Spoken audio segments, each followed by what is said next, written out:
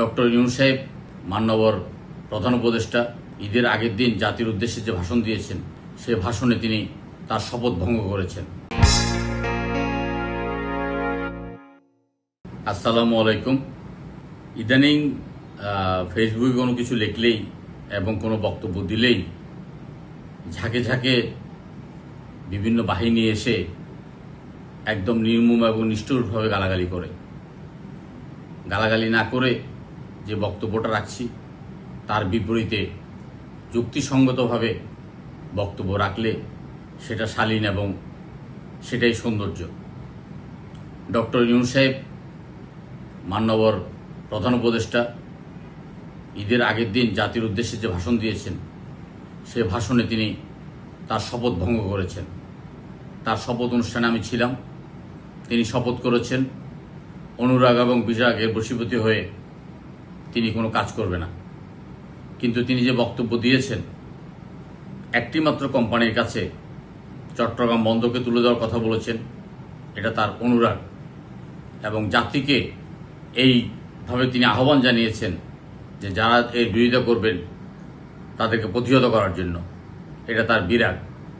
এই অনুরাগ এবং বিরাগের কারণে তিনি শপথ ভঙ্গ করেছেন। আমি মনে করি চট্টগ্রাম বন্দর নিয়ে ডক্টর ইউনূস সাহেবকে ভুল বোঝানো হয়েছে, ভুল ব্যাখ্যা দেওয়া হচ্ছে। মাফিয়ারা তাকে ঘুরে ধরেছে, সেখানে অনেক স্বার্থ জড়িত। চট্টগ্রাম বন্দর অর্থায়নে নিউমোরিং কন্টেইনার টার্মিনাল নির্মিত হয়েছে আজকে থেকে 20 বছর আগে 950 কোটি টাকা খরচ করে। প্রায় 4000 কোটি টাকার যন্ত্রপাতি নিয়ে চট্টগ্রাম বন্দর বিশ্বের উন্নত বন্দরের সাথে পাল্লা দিয়ে তার অপারেশন চালিয়ে যাচ্ছে। চট্টগ্রাম বন্দর সম্বন্ধে কারো কোনো অভিযোগ নাই, না চট্টগ্রাম বন্দরের, না মন্ত্রণালয়ের, না কোনো ব্যবহারকারীর। কিন্তু হঠাৎ করে শেখ হাসিনার পদ্ধতিতে শেখ হাসিনার যে প্রজেক্ট, সেই প্রজেক্ট বাস্তবায়নের জন্য ডক্টর ইউনূস সাহেব যেই ভাষায় কথা বলেছেন, সেটা আমাদের কাছে কোনো অবস্থায় গ্রহণযোগ্য না। চট্টগ্রাম বন্দর কারো পৈতৃক সম্পত্তি নয়।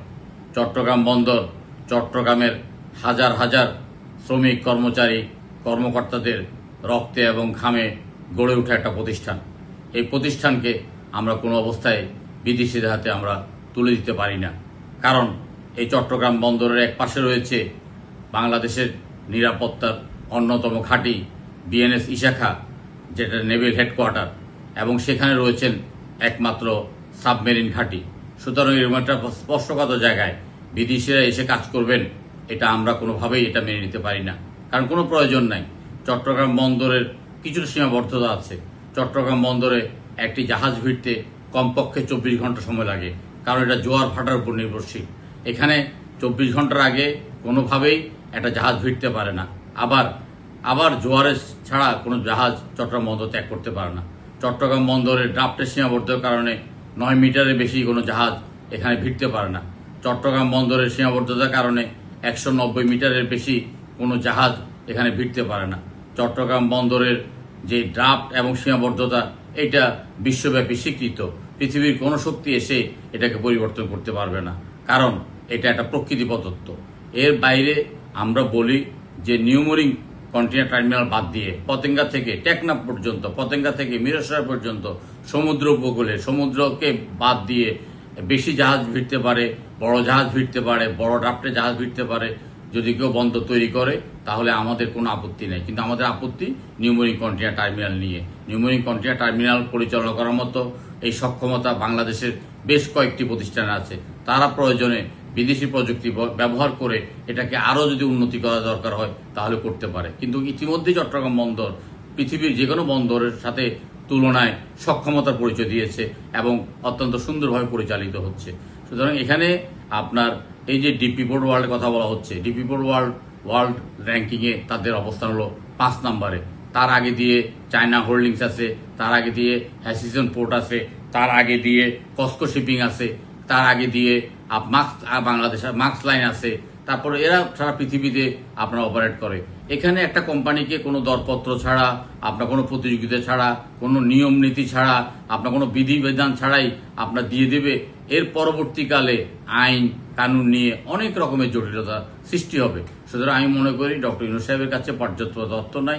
আমি ডক্টর ইউনূস সাহেব এবং যারা এটা নিয়ে কাজ করছেন তাদেরকে চ্যালেঞ্জ দিচ্ছি, আপনারা আমার সাথে বসুন, আপনারা আমাকে কনভিন্স করেন যে অন্য কোনো কোম্পানি এসে এর চাইতে ভালো কিভাবে করতে পারবে। চট্টগ্রাম বন্দরের যে নিউমেরিক কন্টেইনার টার্মিনাল, এটা 4 লক্ষ মিটার, এখানে আর 1 মিটার জায়গাও বাড়ানোর কোনো সুযোগ নেই। এখানে 190 মিটারের বেশি জাহাজ আনার কোনো সুযোগ নেই। এখানে 9 মিটার ড্রাফটের বেশি জাহাজ আনার কোনো সুযোগ নেই। আমরা তো বারবার বলছি আমরা বিদেশি বিনিয়োগের বিপক্ষে নয়, আমরা বিদেশি বিনিয়োগের পক্ষে। কিন্তু বিদেশি বিনিয়োগ হতে হবে বিল্ড, অপারেট এবং ট্রান্সফার। তারা তৈরি করবেন, তারা অপারেট করবেন এবং একটা পর্যায়ে ট্রান্সফার করবেন, সারা পৃথিবীতে যেভাবে চলে। যাই হোক, আমরা আবারও বলছি সরকারকে, আপনি এইভাবে আপনার চট্টগ্রাম বন্দরকে ওই তথাকথিত আপনার বিশ্বের সেরা বলে একটা বিদেশি প্রতিষ্ঠানের হাতে তুলে দেবেন, যে বিদেশি প্রতিষ্ঠানটা পরিচালিত হয় ভারতীয়দের দ্বারা। ইতিমধ্যেই বেশ কয়েকজন ভারতীয়রা এসে চট্টগ্রাম বন্দর পরিদর্শন করে গেছেন। সুতরাং তাদের হাতে আমরা চট্টগ্রাম বন্দর তুলে দিতে পারি না। এই ব্যাপারে আমরা আন্দোলন এবং সংগ্রাম গড়ে তুলব। আমরা কারো চক্ষু রাঙ্গানিকে ভয় পাই না, আমরা কারো চক্ষুকে ভয় পাই না। সাগরে পেতিসি শয্যা শিশিরিকে ভয়। আমরা ভয়কে জয় করেই চট্টগ্রাম বন্দর বাংলাদেশের যে হৃৎপিণ্ড অর্থনীতির, এই হৃৎপিণ্ডকে আমরা কারো হাতে তুলে দেব না, এটা আমরা প্রতিজ্ঞাবদ্ধ। আপনারা সবাই ভালো থাকুন এবং এর বিপরীতে যদি কোনো যুক্তি থাকে সেই যুক্তি উপস্থাপন করুন। সস্তা আবেগে গা ভাসিয়ে দিয়ে দেশের অর্থনীতির ক্ষতি আপনারা করবেন না। আপনারা জেনে শুনে বুঝে আপনারা আপনাদের মূল্যবান সিদ্ধান্ত জানাবেন, এটাই আপনাদের কাছে কামনা করি। ধন্যবাদ আপনাদের সবাইকে।